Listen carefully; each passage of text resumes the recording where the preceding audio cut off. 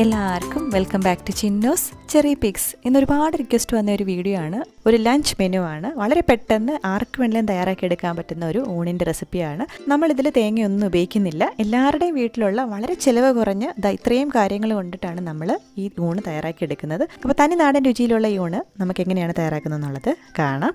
അപ്പോൾ ആദ്യം നമുക്ക് ഉരുളക്കിഴങ്ങ് മെഴുക്കുവരട്ടി എങ്ങനെയാണ് തയ്യാറാക്കുന്നത് എന്നുള്ളത് കാണാം. ഈ രീതിയിൽ തന്നെ തയ്യാറാക്കി നോക്കുക. അപ്പോൾ അതിനായിട്ട് നമ്മൾ 3 വലിയ ഉരുളക്കിഴങ്ങ് എടുത്തിട്ടുണ്ട്. ഒരു മീഡിയം സൈസിലുള്ള സവാള എടുത്തിട്ടുണ്ട്. ആദ്യം തന്നെ നമ്മൾ കുറച്ച് കൊച്ചുള്ളിയൊക്കെ പൊളിച്ച് വെക്കുക. അത് കഴിഞ്ഞിട്ട് നമുക്ക് ബാക്കി കാര്യങ്ങളൊക്കെ ചെയ്തെടുക്കാം. അപ്പോൾ ആദ്യം നമ്മൾ അരിയാനുള്ള കാര്യങ്ങളൊക്കെ ചെയ്തു വെക്കുകയാണ്. ഉരുളക്കിഴങ്ങ് ചെറുതായിട്ട് ക്യൂബ്സായിട്ട് അരിഞ്ഞെടുത്തിട്ടുണ്ട്.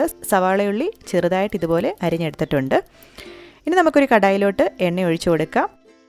എണ്ണ ചൂടാകുമ്പോഴത്തേക്കും കടുക് ചേർത്ത് പൊട്ടിച്ചു കൊടുക്കാം. കടുക് ഇട്ടതിന് ശേഷം സവാളയുള്ളി ചേർത്ത് കൊടുക്കാം. അതോടൊപ്പം തന്നെ കുറച്ച് കറിവേപ്പിലയും കൂടെ ചേർത്ത് കൊടുക്കാം.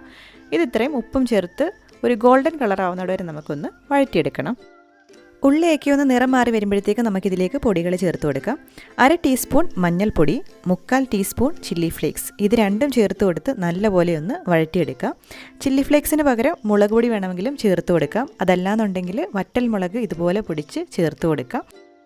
മഞ്ഞപ്പൊടിയുടെ പച്ചമണം ഒന്ന് മാറി വരുമ്പോഴത്തേക്കും നമുക്കിതിലേക്ക് അരിഞ്ഞു വെച്ചിരിക്കുന്ന ഉരുളക്കിഴങ്ങ് ചേർത്ത് കൊടുക്കാം. ഇതോടൊപ്പം തന്നെ ആവശ്യത്തിന് ഉപ്പും കൂടി ചേർത്ത് കൊടുക്കാം. എന്നിട്ട് നല്ലപോലെ മിക്സാക്കി എടുക്കാം. ഇനി ഇത് നമുക്ക് അടച്ചു വെച്ച് കുക്ക് ചെയ്തെടുക്കണം. ചെറിയ തീയിലാണ് നമ്മൾ കുക്ക് ചെയ്തെടുക്കുന്നത്. ചെറിയ തീയിൽ അടച്ചു വെച്ച് കുക്ക് ചെയ്തെടുക്കുക. ഇടയ്ക്ക് അടുക്കി പിടിക്കുന്നുണ്ടോ എന്ന് തുറന്ന് നോക്കുക. ഇളക്കി കൊടുത്ത് ഒരു 10 മിനിറ്റ് എടുക്കുമെന്ന് കുക്കായി വരാനായിട്ട്. ഇതോടുകൂടി നമ്മുടെ ടേസ്റ്റി ആയിട്ടുള്ള ഉരുളക്കിഴങ്ങ് മെഴുക്കുവരട്ടി ഇവിടെ റെഡിയാവും. വളരെ ടേസ്റ്റി ആയിട്ടുള്ള തനി നാടൻ ടേസ്റ്റിലുള്ളൊരു ഉരുളക്കിഴങ്ങ് മെഴുക്കുവരട്ടിയാണ്. അപ്പോൾ ഈ സമയം കൊണ്ട് തന്നെ നമുക്ക് ബാക്കി കാര്യങ്ങളൊക്കെ ചെയ്തെടുക്കാൻ പറ്റും. അപ്പോൾ നെക്സ്റ്റ് ആയിട്ട് നമ്മൾ ഉണ്ടാക്കുന്നത് ഒരു ചമ്മന്തിയാണ്. തേങ്ങയില്ലാതെ ഒരു ചമ്മന്തി. അതിനായിട്ട് ഞാനിവിടെ 10 വലിയ കൊച്ചുള്ളി എടുത്തിട്ടുണ്ട്. 10 വറ്റൽമുളക് എടുത്തിട്ടുണ്ട്. ഇതുകൂടാതെ നമുക്ക് കറിവേപ്പില വേണം.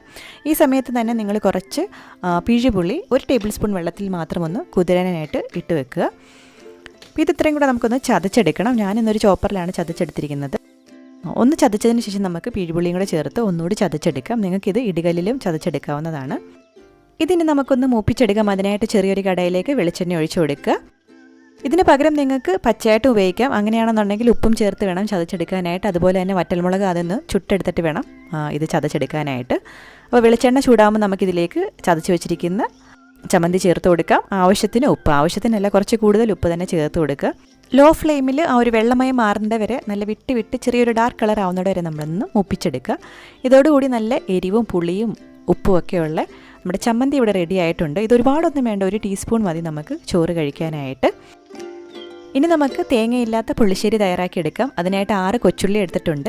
1/2 ലിറ്റർ അധികം പുളിയില്ലാത്ത തൈര് എടുത്തിട്ടുണ്ട്. ഇതാദ്യം നമുക്കൊന്ന് ഉടച്ചെടുക്കണം. ഞാനിന്ന് മിക്സിയിലാണ് ഉടച്ചെടുക്കുന്നത്. അതിനായിട്ട് മിക്സിയുടെ ജാറിലേക്ക് തൈര് ഒഴിച്ചു കൊടുക്കാം. പൾസ് അടിച്ചൊന്ന് ഉടച്ച് വെക്കാം. ഇതാദ്യം തന്നെ ചെയ്ത് വെക്കണം. അപ്പോൾ നമ്മൾ തൈര് അടിച്ചെടുത്തിട്ടുണ്ട്. ഇതിവിടെ ഇരിക്കട്ടെ. ഇനി നമുക്ക് കുറച്ച് കാര്യങ്ങൾ ചെയ്തെടുക്കാം. അതിനായിട്ട് ഞാനൊരു ചട്ടിയിലേക്ക് വെളിച്ചെണ്ണ ഒഴിച്ചു കൊടുക്കുകയാണ്. ചട്ടി വേണമെന്ന് നിർബന്ധമൊന്നുമില്ല. എണ്ണ ചൂടാകുമ്പോൾ കടുക് ചേർത്ത് കൊടുക്കാം. വറ്റൽമുളക് ചേർത്ത് കൊടുക്കാം. ഇതൊന്ന് പൊട്ടി വരുമ്പോഴത്തേക്കും ചെറുതായിട്ട് അരിഞ്ഞു വെച്ചിരിക്കുന്ന കൊച്ചുള്ളി ചേർത്ത് കൊടുക്കാം. കറിവേപ്പിലയും കൂടി ചേർത്ത് കൊടുത്ത് നല്ലപോലെ ഒന്ന് മൂപ്പിച്ചെടുക്കാം. അപ്പോൾ നല്ലപോലെ മൂത്ത് വന്നിട്ടുണ്ട്. നമുക്കിനി ഫ്ലെയിം ഓഫ് ചെയ്ത് വെക്കാം. ഫ്ലെയിം ഓഫ് ചെയ്ത് വെച്ചിട്ട് നമുക്ക് പൊടികൾ ചേർത്ത് കൊടുക്കാം. അല്ലെന്നുണ്ടെങ്കിൽ പൊടികൾ കരിഞ്ഞു പോകാൻ സാധ്യതയുണ്ട്.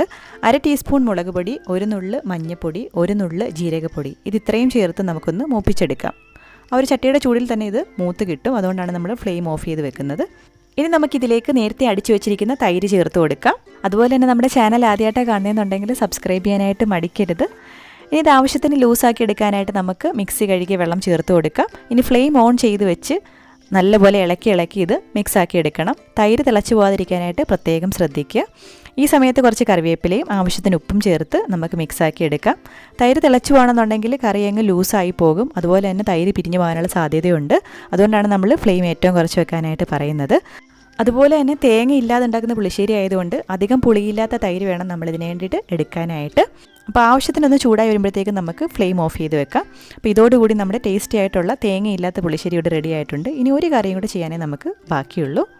അപ്പോൾ മുട്ട വറുക്കുന്നത് എങ്ങനെയാണെന്നുള്ളത് നമുക്ക് കാണാം. അതിനായിട്ട് 2 മുട്ട എടുത്തിട്ടുണ്ട്. 2 പച്ചമുളക് എടുത്തിട്ടുണ്ട്. ഒരു ചെറിയ കഷ്ണം ഇഞ്ചി എടുത്തിട്ടുണ്ട്. കൂടുതൽ ഇഞ്ചിയുടെ ആവശ്യമില്ല. ഇതുകൂടാതെ ഒരു 7-8 കൊച്ചുള്ളി എടുത്തിട്ടുണ്ട്. അപ്പോൾ ഈ മുട്ട വറുക്കുന്ന രീതിയിൽ ഒന്ന് വറുത്ത് നോക്കുക. നിങ്ങൾക്ക് ഇഷ്ടമാകുമെന്ന് പറയുക.